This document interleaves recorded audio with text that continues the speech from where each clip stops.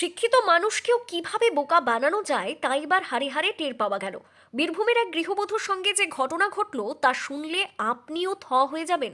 সব জেনে বুঝেও এমনভাবে ওই গৃহবধূকে ব্রেন ওয়াশ করা হয় যে ওই মহিলা কিছুই টের পাননি তার সঙ্গে কি ঘটছে। সিউড়ি 2 নম্বর ব্লকের অন্তর্গত পুরন্দরপুর এলাকার বাসিন্দা মৌ মণ্ডলকে হঠাৎ করে ফোন করা হয়। বলা হয়, আপনার নামে যে রান্নার গ্যাস কানেকশন রয়েছে তার ভর্তুকি আপনার অ্যাকাউন্টে ঢুকেছে। ওই গৃহবধূ উত্তরে বলেন না। আর এরপরেই শুরু হয় আসল খেলা। তারপর ওই গৃহবধূর সঙ্গে যা যা ঘটেছে তা তিনি নিজের মুখেই শুনিয়েছেন। তার কথা শুনে আপনিও অবাক হয়ে যাবেন ঠিক কিভাবে কি ঘটলো তা জানলে। আর এই ঘটনায় ওই গৃহবধূর অ্যাকাউন্ট থেকে হাজার হাজার টাকা লুট করলো প্রতারকরা। সকালে 8:30টার দিকে কল করেছিল। কল করে নিয়ে এরকম পুরন্দরপুর গ্যাস অফিস থেকে ফোন করছি বলে ফোনটা করলো। করার পরে আর কি বললো যে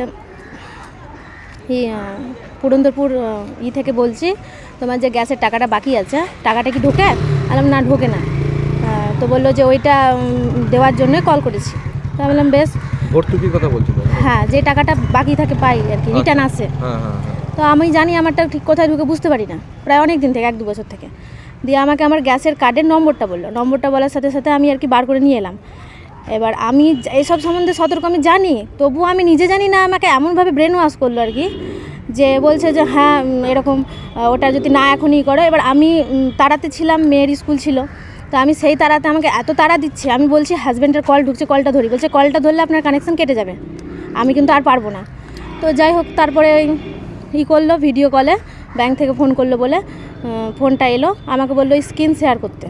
আমি বললাম আমার জানা নেই। বললো 3 ডটে যান, আমি বলে দিচ্ছি। গেলাম, তারপরে আমার অ্যাকাউন্ট সব ফোনপে যাও। ফোনপে খোলার পরে আমাকে ফোনপেতে কত টাকা আছে চেক করো। চেক করলাম, ও দেখতে পাচ্ছে। আমার সেই খেয়ালটা নাই যে স্ক্রিন শেয়ারে আর কি ও আমার ফোনের সব কিছু দেখতে পাচ্ছে। তারপরে আমার ফোনপে দেখলো এত টাকা আছে, 7,000 কি 8,000 আছে সামথিং। দেখার পরে ও আর কি বললো ঠিক আছে, আমি যেরকম বলছি সেরকম করো। আমাকে যা যা বলেছে আমি বুঝতে পারিনি, করেছি। আর ফোনপেতে আমি শুধু কাউকে টাকা পাঠাই এটাই জানি, তার থেকে বেশি কিছু জানি না। আমাকে এইভাবে বলেছে, আমি ঠিক আছে, আমি যা যা বলছি করুন। আমাকে করেছে। আমি মাঝে একবার বললাম ঠিক আছে, আমি হাজব্যান্ডকে কল করে, আপনাকে কলটা কেটে দিয়ে হাজব্যান্ডকে কল করেছিলাম। তো হাজব্যান্ড ডিউটি বেরোচ্ছিলো বলে আর কি আমার ফোনটা রিসিভ করেনি। তারপরে আর কি এরকম করে আবার কল করলো, বলছে বারবার কল কানেকশন করলে কিন্তু আমরা আর পারবো না। আমি বললাম বেশ, এত তাড়া দিচ্ছে, ঠিক আছে। দিয়ে ওইভাবে করার পরে বলছে বেশ হচ্ছে না, কানেকশন প্রবলেম দেখাচ্ছে, আপনার আর একটা পাঞ্জাব অ্যাকাউন্ট আছে দেখা যাচ্ছে। হ্যাঁ আছে, ওখানে কত টাকা আছে? না ও না, ওটা হিস্ট্রিটা চেক করুন, ব্যালেন্সটা চেক করলাম, ওখানে 5,000 সামথিং কিছু ছিল। ওখান থেকে চেষ্টা করেছে, যখন 2বার ফেল্ড মেরেছে তখন আমাকে বলছে ট্রান্সফার করতে পারেন SBI। আমি বললাম না, আমি পারি না। বলে বেশ, আমি বলে দিচ্ছি। আমি ওনার কথা অনুযায়ী আমি ট্রান্সফার করেছি SBI। তারপরে সেখান থেকে কাটার চেষ্টা করেছে, আমি ততক্ষণও কিছু বুঝতে পারিনি। তারপরে যখন ওনারা ফোনে আমাকে মানে ফোনপে থেকে হচ্ছে না, আপনার গুগল পে আছে? আমি বলছি না, আমার নেই। যে বেশ, আপনি প্লে স্টোরে যান।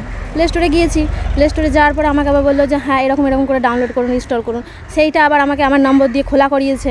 খোলা করানোর পরে এমনভাবে কথা বলছে, আমি শিক্ষিত হয়ে আমি নিজে বুঝতে পারিনি। তারপরে গুগল পে থেকে মেসো বলে একটা কোনো 3বারই করেছেন, যে যখন পুরো টাকা চলে গেল। তারপরে আমি কই, আমাকে এবার ব্যালেন্সটা চেক করি। আমার ফোনে সেই সময়তে ফোন ঢুকছে, সেই নম্বরটাও আর কি তুহিনদা লেখা আছে, ওটা ওই স্ক্রিনে দেখতে পাচ্ছি। আমি তখনও খেয়াল নাই। আমাকে বলছে যে হ্যাঁ ফোনটা রিসিভ করবেন না, কানেকশন কিন্তু কেটে যাবে, আমাকে আবার শুরু থেকে সব কিছু করতে হবে, আমি কিন্তু পারবো না। আমি আবার কলটা কেটে দিলাম। সেই সময়তে আমার ফোনে অনেক কাস্টমার থেকে হয়তো ফোন আসছে, বলছে একটাও কল রিসিভ করবে না, কানেকশন কেটে যাবে। আমি জানি না কাদের কল ছিল। তারপরে যখন কেটে গেল, দিয়ে বলছে কই আমার টাকা কই? বলছে এবার ব্যালেন্স চেক করুন। চেক করছি, টাকা তো আমার ছিল, সেগুলো নাই হয়ে গেল। বলছে যে করুন, আপনার ফোনপেতে প্রবলেম আছে, হচ্ছে না, আপনার পরিচিত কোনো যদি ফোনপে থাকে দেন। আমার তো আমি একাই থাকি, কেউ নাই। বেশ, হাজব্যান্ডেরটা নেন। হাজব্যান্ডকে সেই সময় কল করেছে আমি নম্বর দেওয়াতে। হাজব্যান্ড কলটা রিসিভ করে হাজব্যান্ডকেও সেম বলেছে ভিডিও কল করতে হবে। ভিডিও কল করেছে। ভিডিও কল করার পর হাজব্যান্ডের যখন ফেস এসছে তখন বলেছে বেশ ভাই তোমার ফেসটা দেখাও। তখন বলছে আমি ব্যাংকের থেকে বলছি, আমার ফেস দেখতে পাবেন না, অফিসে আছি। দিয়ে তখন আমার হাজব্যান্ড বলছে আমাকে কি গালিগালাজ করে বলেছে যে আমাকে কি পেয়েছিস, যে এরকম পেয়েছিস, দিয়ে কেটে দিয়ে। তখন ছেলেটা উল্টে আমার হাজব্যান্ডকে গালিগালাজ করেছে।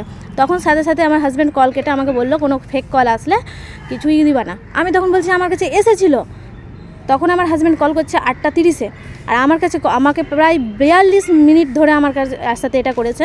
আমি কিচ্ছু বুঝতে পারিনি। হাজব্যান্ড যখন আমাকে বললো যে হ্যাঁ এটা ফেক কল, তখন আমি আমার সব মানে কেটে নিয়েছে।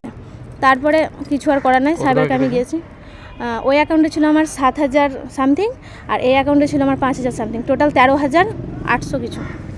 পুরো টাকাটাই কেটেছে। হ্যাঁ, মানে আপনি কি তারপর আমি ওই নম্বরে কল করলাম, ফোন ধরছে। আমি বলছি ভাই তোমাকে যে আমি তুমি দিদি দিদি করে এরকম করলাম, আর বিশ্বাস নিয়ে আমি সত্যি আমি এরকম করলাম, তুমি এটা কি মানে কি বলছে, এটা হচ্ছে না, আমি কি করব বলুন, আমি তো চেষ্টা করছি, আপনি একবার অফিসে দেখা করুন। তারপর থেকে ফোন সুইচ অফ। ব্যাংকে কি জানিয়েছেন? হ্যাঁ, ব্যাংকে জানিয়েছেন, আর আপনি কি কোনো পুলিশে কমপ্লেন করেছেন? পুলিশে কমপ্লেন ওখানে গিয়েছিলাম, সাইবারকে আমি বলে যে থানাতে করলে হবে না, ওখানে গিয়ে করতে হবে। তো আমি সাইবারকে আমি যেরকম বলেছিলাম সেরকমটাই করেছি।